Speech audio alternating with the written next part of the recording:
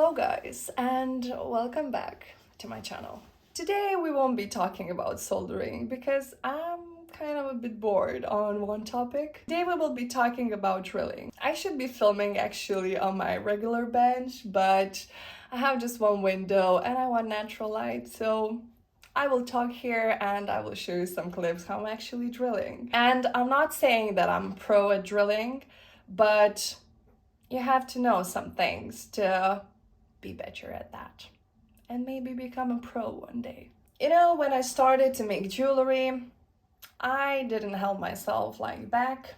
I was like, okay, I will take like 0.6 kind of drill, which is really small one, and drill some holes and maybe do some sewing out of it. Because if you want to sew a bit more detailed sewing, you have to put a lot of small holes in it with a drill, of course, and then sew it that way. I was like, okay, I can drill. And actually, I was breaking a lot of my small drills and buying them again.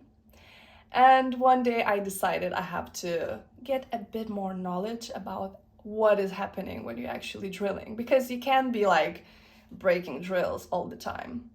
Of course, drills breaks because it gets hot pretty quickly if you use it not correctly, or you just have a bad day on drilling, then that drill will snap, especially if it's like really thin one. So when it comes to drills, firstly you have to know that drill is kind of drilling just with the top part of it.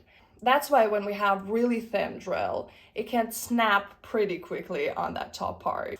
First, what you have to do with your drills is to lubricate them, which is making them last longer, making them kind of cool in a way. It's just not like cooling, but it's more like if the drill has something to get that smooth going in, like Pepe Tools is even calling that blade butter, which I enjoy and use a lot. I use my beeswax too, which I can't find it now because my bench is kind of a mess now.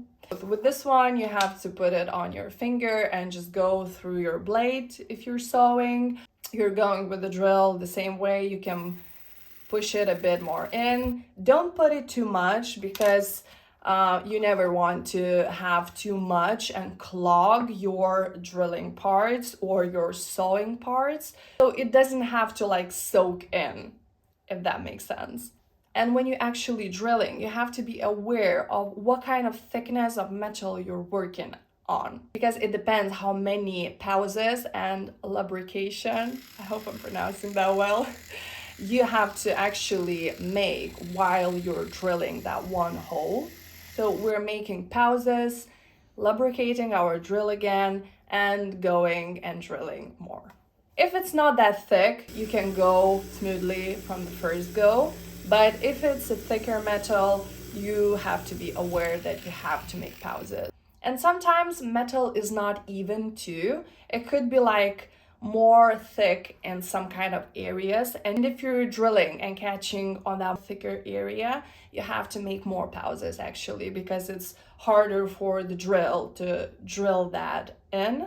So I hope that makes sense. I'm telling you, lubrication is the key to go. And the second thing when it comes to drilling, you don't want to start with a drill size which the hole you want to make. Maybe I want to drill like 2mm hole, right? So I would be starting with 1mm or 0.8mm. It depends how accurate you can be. But starting with thinner drills makes you to that perfection more, because in each step while you're changing your sizes of the drill, you can correct the hole you already made. So it's really important when you want that precision drilling. Always make sure to start smaller and then go up with drilling.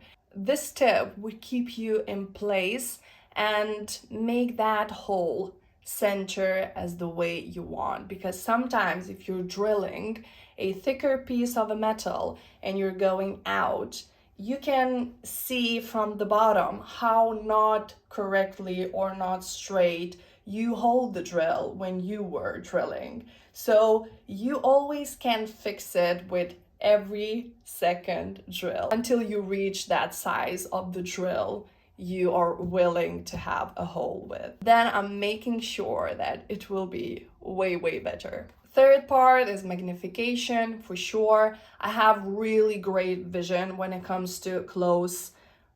It's like really good. So for me, it's kind of hard to work with magnification, but it always makes better work. Always, trust me. You have to get used of using it. I have to tell that myself as well. And it really works if it's good lenses, what you want from that magnification, because magnification could be really different and it depends from your needs. And the fourth thing, which is really important, never push your drill. I know for myself, it's really hard to control yourself to not push that drill in. Like really, I'm guilty of that. I broke a lot of drills, but you know, control is everything. You have to be patient. It always works better. Just keep that patient on that drill and just go smoothly and drill that hole, because it has to be on the patient. If you are frustrated, irritated, or mad, or maybe had a bit more coffee than you should, you shouldn't be drilling at all, because it affects your work all the time. Sometimes I'm even cautious about it and don't drink my coffee if I have to saw a lot, if I have to like drill holes a lot, because it really does a bad job for me. What can happen from pushing the drill into your piece? Firstly, you can make really bad and not correct hole in your piece. But second thing, your drill can break in your sheet, or I don't know what kind of work you have, maybe a ring. And that drill in that piece of jewelry you're working on, it's not a good deal. It's really hard to take it out. Sometimes you can like even twist a design if you're creative, but better not to have it. I'm trying to be conscious when I'm patient. I'm really energetic as a person. So sometimes I have to be like pretty chill to drill.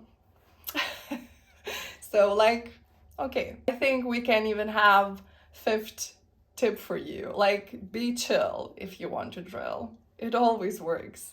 So I think I'm done here.